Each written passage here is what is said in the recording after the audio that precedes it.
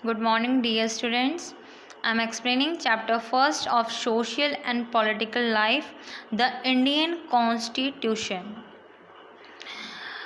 Indian constitution बच्चों, जो हमारे इंडिया का कॉन्स्टिट्यूशन है, पहले तो आपको समझना होगा कि यह है क्या। हिंदी में इसे संविधान कहते हैं। इंडिया का बेस है हमारा कॉन्स्टिट्यूशन। इन शॉर्ट में अगर आपको कुछ बहुत ही छोटे शब्दों में अगर मैं आपको समझाना चाहूँ इस चैप्टर को, तो आप ये समझिए कि इंडिया का जो कॉन्स्टिट्यूशन है वो हमारा मिरर है।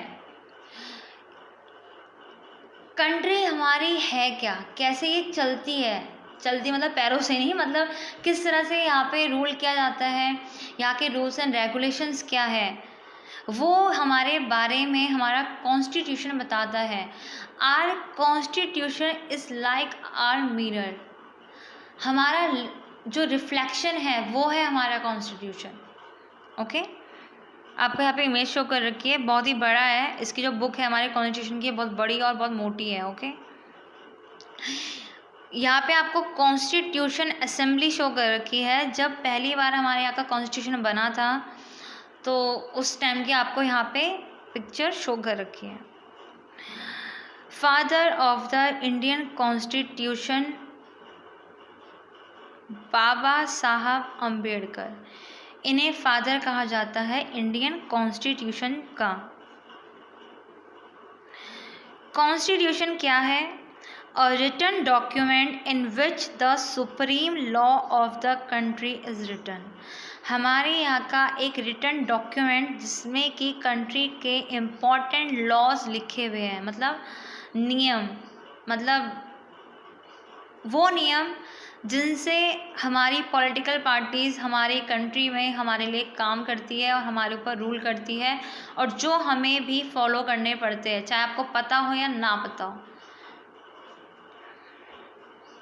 Importance of constitution. अब क्या इम्पोर्टेंस है कॉन्स्टिट्यूशन की? तो बच्चों, इसे आप ना ऐसे समझ लो कि जैसे आपके घर के कुछ नियम होते हैं कि आपको घर में सुबह उठना है, फिर मम्मी आपको इतने बजे तक नाश्ता दे देगी। अगर आप नाश्ते के लिए देर कर देते हो तो मम्मी आपको डांटती है, मम्मी बोलती है कि तुमने कुछ मैनर्स नहीं है, तुम्हारे अंदर कुछ नियम कायदे नहीं है। रूल्स हमारे लिए इसलिए ज़रूरी होते हैं ताकि हम अपनी लाइफ में डिसिप्लिन को सीखें। अब आप सोचिए कि आप सुबह कभी भी उठ रहे हो, कभी 10 बजे उठ रहे, कभी 8 बजे उठ रहे, कभी 7 बजे उठ रहे, आपका कोई फिक्स टाइम है ही नहीं, तो ये तो कोई डिसिप्लिन ही नहीं हुआ। अब आप कहोगे इससे नुकसान क्या हो रहा? तो नुकसान ये हो रहा कि आपका कोई फिक्स शेड्यूल ही नहीं है, आपका अपना कोई फिक्स शेड्यूल है ही नहीं।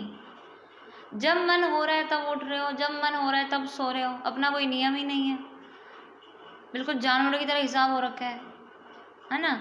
तो हमें डिसिप्लिन सिखाने के लिए, हमें डिसिप्लिन से रखने के लिए हमारे मम्मी पापा भी हमें कुछ मैनर्स सिखाते हैं, वो भी कुछ नियम बनाते हैं हमारे लिए, है ना।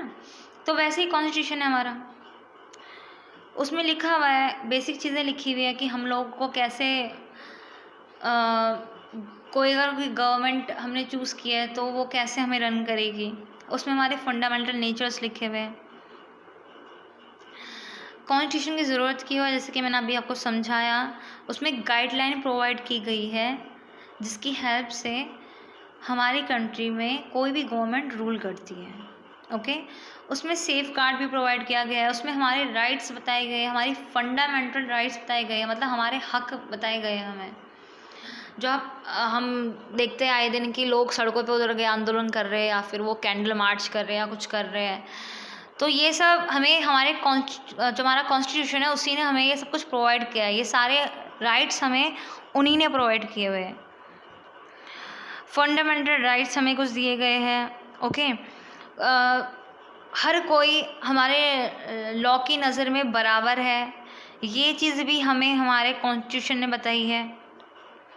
आप कहेंगे हमने तो कभी, आप कहोगे शायद कि हमने तो कभी पढ़ा नहीं, तो हमें तो बताया नहीं किसी ने।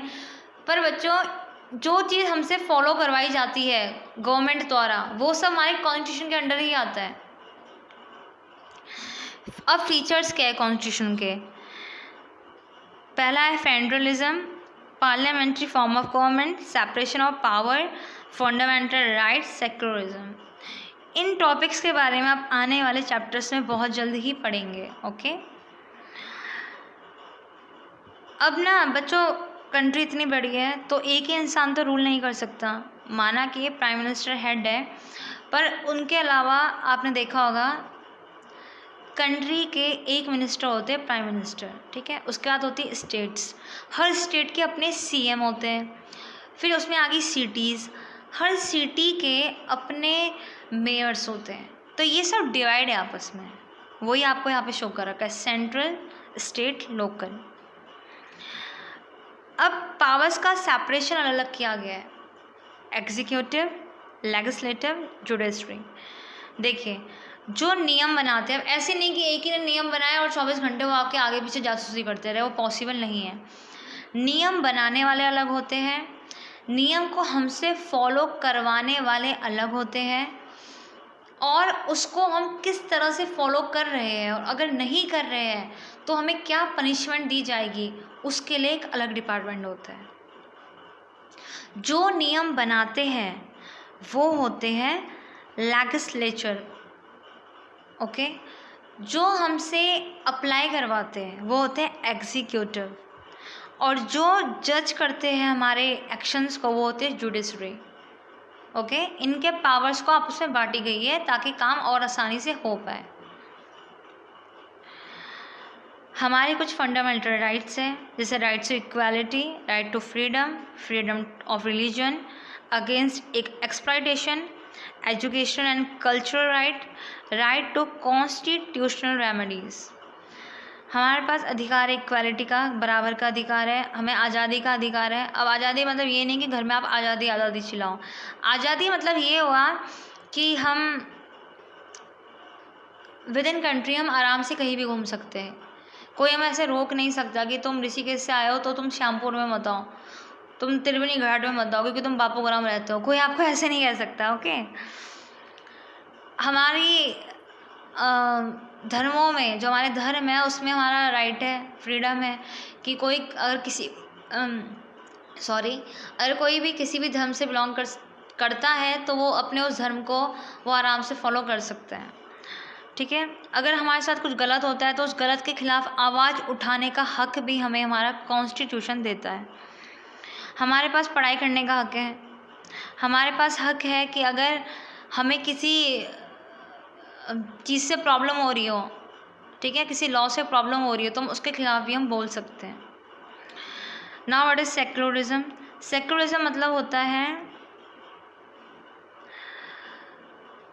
किसी एक धर्म का ना होना। मतलब कि हमारी जैसे कि ये कंट्री है, हम इसे इंडिया कहते हैं, इसे हिंदुस्तान कहते हैं, पर यहाँ बहुत धर्मों के लोग रहते हैं।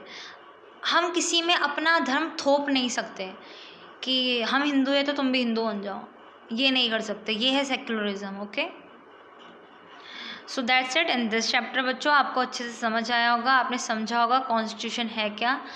Constitution is like reflection of our country, okay. So that's it in this chapter. Thank you.